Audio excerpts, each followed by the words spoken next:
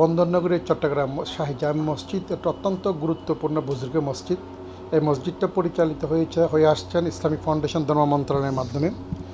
এই মসজিদের একটা বিশাল গুরুত্ব তাৎপর্য রয়েছে। এটা 550 বছর আগের একটা মসজিদ। এই মসজিদ মুঘল আমলের এই মসজিদ। এই মসজিদের একটা ইতিহাস হচ্ছে, এই মসজিদ যত রকমের খতিব আছে সব খতিবগুলো রসুল করিম সাল্লাল্লাহু আলাইহি ওয়াসাল্লাম বংশধর হয়ে আছেন।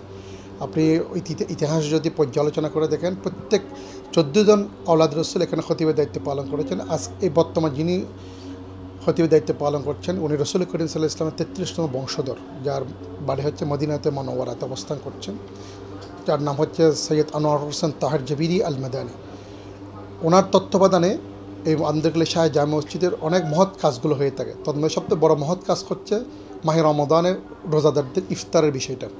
উনি যখন এই মসজিদে 1996 সেশনে নিযুক্ত হয়ে আসছিল খতিব হিসেবে, তখন থেকে উনি চিন্তা করেছিল এই মসজিদের মুসল্লিদেরকে, রোজাদারদের কীভাবে মেহমানদারি করা যায়। এই চিন্তাটা করতে গিয়ে উনি ঠিক 2001 সেশনে ছোটো পরিসরে উনি এই মাহফিলের ইন্তজাম করেছেন।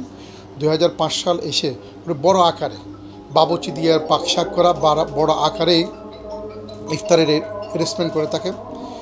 তন্মধ্যে আপনি এখানে প্রতিদিন আমরা 1,500-2,000 লোকের প্রথম দিকে আমরা 1,500-2,000 লোকের ব্যবস্থা করে থাকি। এটা সর্বশেষ আমরা প্রায় 4,000-5,000 লোকের আমরা ব্যবস্থা করে থাকি আলহামদুলিল্লাহ। এটা 2001 সাল থেকে শুরু হয়ে আজ পর্যন্ত আলহামদুলিল্লাহ আমরা একদিনের জন্য কোনো রকম আমরা সমস্যা পড়ি নেই। এখানে আর সবচেয়ে বড় মহৎ হচ্ছে এতগুলো আয়োজনগুলো কারা দেয়, এগুলো গোপন ইবাদত আল্লাহর কাছে বেশি প্রিয়। গোপন ইবাদত, এই দানগুলো গোপন এইভাবে দেওয়া থাকে। যারা ধনাঢ্য ব্যক্তি তারা গোপনভাবে দিয়ে যায়। আমাদের নির্দিষ্ট 2টা স্টোর রুম রয়েছে, আমরা সেখানে পর্যাপ্ত পরিমাণ জিনিসপত্র সংরক্ষণ করে রেখেছি। সংরক্ষণ রেখে এগুলাকে এখান থেকে বাবুসির আন্ডারে আমরা 12 জন বাবুসির কাজ করে, 12 জন বাবুসি রান্নাবান্না করে সকাল থেকে। তারপর আমার মসজিদের খাদেম এবং আমার বেতনদারি কর্মচারী সহ প্রায় 30-এর কাছাকাছি লোক এই ইফতারের ব্যবস্থাপনা যে নিয়োজিত রয়েছে। এরা সকাল থেকে রাত পর্যন্ত কাজগুলো করে থাকে। আমরা 9টা আইটেমের ইফতার করে থাকি। প্রত্যেক আইটেমের ইফতারগুলো আমরা নিজস্ব শুধু মুড়িগুলা আমরা বাইরে থেকে আনে। এখানে আপনার চোলা থেকে শুরু করে আলুর চপ, বেগুনি, এগুলো সবগুলা আমরা নিজস্ব পাক করে থাকি। খেজুরও খুব ভালো মানের খেজুর দেওয়া হয়, 1 গ্লাস শরবত দেওয়া হয়। 9টা আইটেমের ইফতার আমরা রোজাদারদের করে থাকি। আসরের পর থেকে সবাই সারিবদ্ধ বসে যায়। বসে যাওয়ার পর আমরা আসরের পর থেকে কিছু রমজানের গুরুত্ব, ফজিলত, তাৎপর্য তাদেরকে শোনানোর পর ইফতারের ঠিক 5 মিনিট 2-3 মিনিট আগে মোনাজাতের মাধ্যমে আমরা সবাইকে ইফতার করাই। এখানে একটা বিষয়, শুধু এই রমজানের ইফতারগুলো শুধু হতদরিদ্র লোকেরা এখানে ইফতার করার জন্য আসে এরকম বিষয় না। এই আন্দরকিল্লা একটা বুজুর্গ মসজিদ, হাজার হাজার মানুষের সাথে ইফতার করাটা একটা সৌভাগ্যের বিষয়। এখানে পার্শ্ববর্তী এলাকা সহ চট্টগ্রামের বিভিন্ন অঞ্চল থেকে এই মসজিদে একদিনের জন্য ইফতার করার জন্য আসে। ওরা এসে শত শত হাজার হাজার মানুষের সাথে মোনাজাতে শরিক হয়। তারা মনে করে এই রোজাদারদের সাথে ইফতার করতে পারলে আমার রোজাটা কবুল হবে, দোয়া কবুল হবে। এবং ইফতারের পূর্বেই মোনাজাতটা একটা কান্নার রোলে পরিণত হয়, আপনি দেখতে পারবেন। আর আমাদের এই ইফতারগুলা মুসলিম উম্মার জন্য আমরা যেভাবে উন্মুক্ত করে দিয়েছি, এবং মানুষ হিসেবে আল্লাহ তাআলা মানুষকে তো সবার সেরা হচ্ছে মানুষ। আল্লাহ সূর্যটা যেমন সবার জন্য, চন্দ্র সূর্য, হিন্দু বৌদ্ধ খ্রিস্টান স্বভাবে আমাদের এই ইফতারগুলো অনেক সময় আপনার ভিন্ন ধর্ম অবলম্বী যারা এই আমাদের পাশে আন্দরকিল্লার পাশে ভিন্ন ধর্মাবলম্বী যে লোকগুলো আছে, তারা এখানে আমাদের কাছে একটা নিয়ে যায়, আমরা তাদেরকে দিই। তারা বলে এটা আশীর্বাদের জন্য, তো বলে আমরা দিয়ে দিই। কারণ আমরা তাদেরকে মনে করি এটা হচ্ছে আমাদের একটা ইসলামের দাওয়াত। ইসলামটা একটা সুন্দর, ইসলামটা ভারসাম্য একটা জীবন। ইসলামটা একটা কোনো গতানুগতিক কোনো ধর্মের নাম নয়। Islam is the complete code of life. এটা আমরা একটা পূর্ণাঙ্গ জীবন ব্যবস্থা, এটা আমরা তাদের কাছে উপস্থাপন করে থাকি। রমজান মাসে তারাবি এখানেই ধরি এবং কিয়ামুল-লাইল ধরি। 2টা খতম আমি এই মসজিদে ইনশাআল্লাহ করি বিগত 15 ইয়ার্স, 15 বছর আগে থেকে।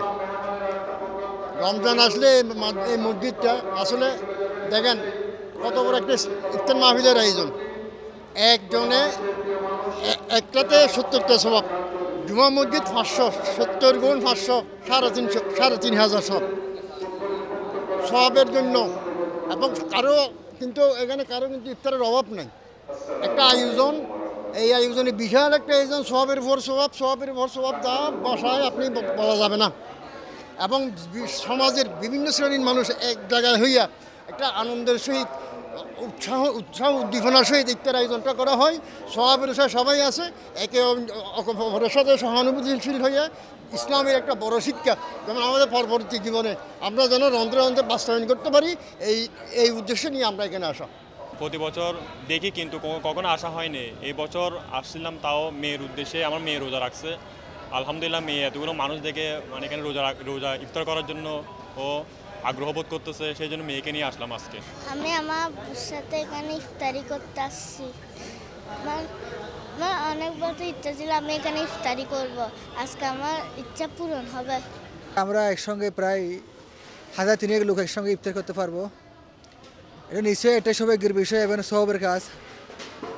তো এই মহান এই রমজান মাসে আল্লাহ তাআলার বিশেষ রহমতে আমরা আজ একত্রিত হয়ে এখানে ইফতার মাহফিল করব। আসলে এটা খুবই সৌভাগ্য সবার জন্য। আন্দরকিল্লা শাহী জামে মসজিদ ঐতিহ্যবাহী মসজিদে সবার সাথে ইফতার করতে আমাদের অনেক ভালো লাগে। সেই জন্য কি আজকেও আমার বন্ধু ফারুজ ভাইকে নিয়ে এখানে মসজিদে আসলাম। দীর্ঘ 20 বছর ধরে আমি আন্দরকিল্লা জুমা মসজিদে এই ইফতার পার্টিতে অংশগ্রহণ করি। প্রতিদিন আসি না, 2-1 দিন পর আসি। তো মাহফিলে অনেক লোক হয় এবং এই লোক সমাগম দেখে এবং পবিত্রতার দিকে চিন্তা করে আমি এই মাহফিলে যোগদান করি। আন্দরকিল্লা শাহী জামে মসজিদ ঐতিহ্যবাহী মসজিদে সবার সাথে ইফতার করতে আমাদের অনেক ভালো লাগে। সেই জন্য কি আজকেও আমার বন্ধু ফারুজ ভাইকে নিয়ে এখানে মসজিদে আসলাম। এরকম আয়োজন যদি প্রত্যেক এলাকায় যদি এরকম আয়োজন করলে সবার জন্য ভালো হয়। আমরা যদি এখানে ইফতার করতে খুব বেশি আনন্দিত হয়। এখন ভালো লাগে, সবাই একত্রিত ইফতার করতে পারে। এই আয়োজনটা যেন পুরা বাংলাদেশে আরও বৃহৎ আকারে করতে পারে, সবাই বাংলাদেশবাসীর কাছে আমি অনুরোধ জানাচ্ছি।